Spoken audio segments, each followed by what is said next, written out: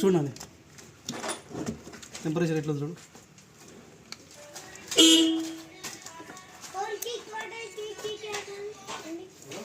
Start అయ్యాక 2 నిమిషాలు.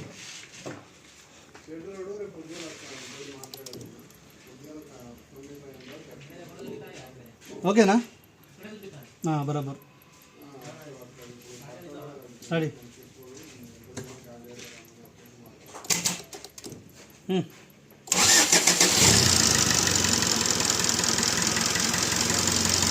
Okay బంద్ చేయి.